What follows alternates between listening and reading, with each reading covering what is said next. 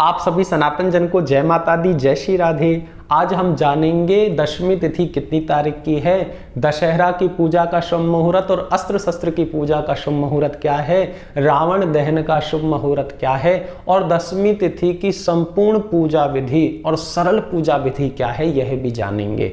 देर ना करते हुए सीधे चलते हैं पंचांग की ओर। पंचांग क्या कहता है? 12 अक्टूबर 2024 को जो दशमी तिथि का प्रारंभ है वह सुबह 10:58 पे हो रहा है, जिसका समापन काल अगले दिन 13 अक्टूबर 2024 को सुबह 9:08 पे हो रहा है। यानी कि हम जो दशमी तिथि मनाएंगे वह हम 12 तारीख को मनाएंगे, क्योंकि दशहरा का प्रावधान दोपहर की पूजा का है और रात्रि पूजा का है। अब देर ना करते हुए शुभ मुहूर्त जानते हैं। 3 मुहूर्त हैं। पहला मुहूर्त दुर्गा सप्तशती सुनने के लिए है, जो कि सुबह 7:48 से सुबह 9:14 तक रहेगा। दूसरा मुहूर्त अस्त्र शस्त्र की पूजा और दशहरा की पूजा के लिए है, जो कि दोपहर 12:07 से शाम 4:27 तक रहेगा। तीसरा मुहूर्त रावण दहन का है, जो कि शाम 5:53 से रात्रि 8:27 तक रहेगा। अब देर ना करते हुए सीधे चलते हैं पूजा विधि की ओर। उससे पहले पूजा की सामग्री क्या है? गाय का गोबर लेना है एक दिन पहले ही आपको। उसके 9 गोले बनाने हैं गेंद टाइप के और 2 कटोरे बनाने हैं, जैसे कटोरी कटोरा होते हैं ना, इस टाइप के बनाने हैं 2। इसके बाद में क्या सामग्री चाहिए? रोली चाहिए, मूली चाहिए, चावल चाहिए, लाल फूल चाहिए, चाहे गेंदे का हो जाए चाहे गुड़हल का हो जाए।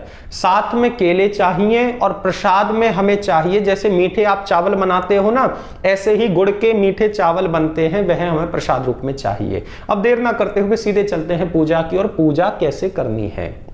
आसन बिछाना है। सबसे पहले तो हमें सुबह सुबह दुर्गा सप्तशती के 13 अध्याय और कवच अर्गला कीलक सिद्ध कुंज का स्तोत्र वगैरह ये सारा सुनना है। यानी कि पूरी बुक है ना जो दुर्गा सप्तशती की, गीता प्रेस गोरखपुर की, वह संपूर्ण हमें सुननी है आज के दिन।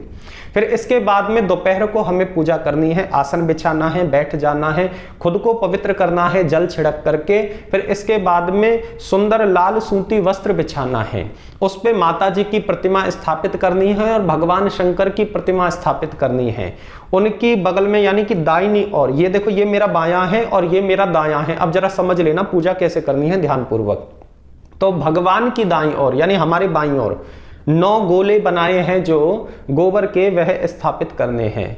और भगवान की बाईं ओर यानी कि हमारे इस तरफ दाईं ओर हमें 2 कटोरे जो बनाए हैं हमने गोबर के, उनको विराजमान करना है।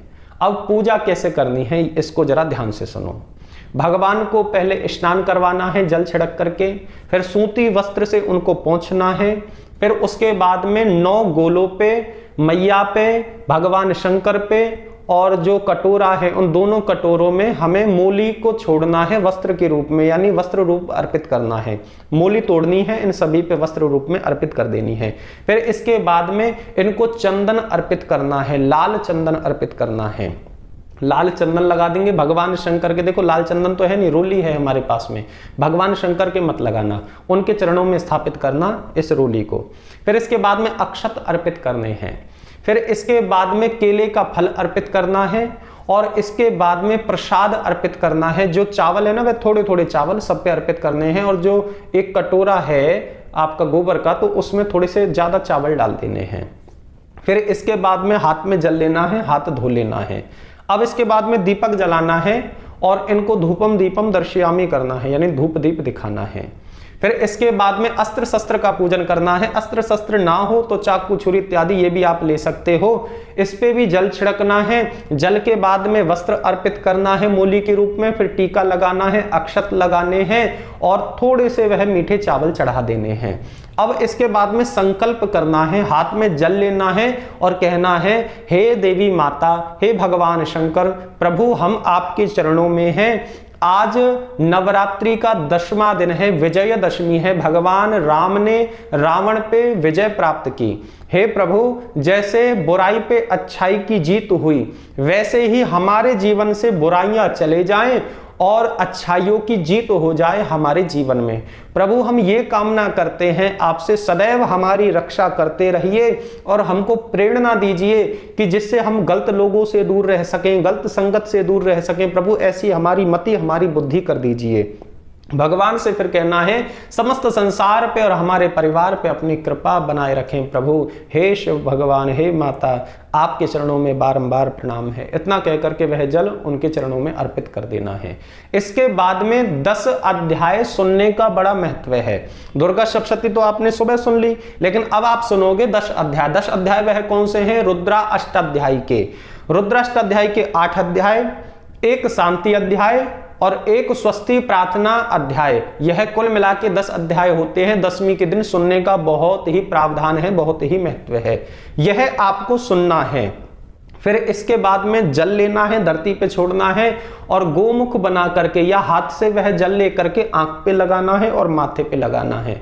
इसके बाद में मैया की और भगवान शंकर जी की आरती करनी है। इसके बाद में जल लेना है और हाथ धो लेने हैं। फिर इसके बाद में फिर से जल हाथ में लेना है। ध्यान रखना, और पूजाओं में हम आरती के बाद सीधा जल लेते हैं, लेकिन इसमें हाथ धोने हैं, फिर हाथ में जल लेना है। फिर आरती के ऊपर वार करके जल को अपने ऊपर छिड़कना है, अपने परिवारजन के ऊपर छिड़कना है और 3 बारी बोलना है, ओम शांति ही शांति ही शांति ही। फिर इसके बाद में गुड़हल का फूल लेकर के या लाल फूल लेकर के प्रार्थना करनी है।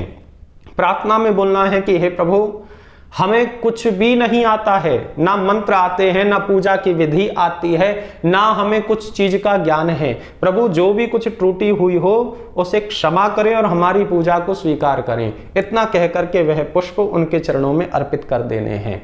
फिर इसके बाद में जयकारा लगाना है मैया का, बोलो अम्बे मैया की जय, और भगवान शंकर का जयकारा लगाना है, ओम नमः पार्वती पतये हर हर महादेव।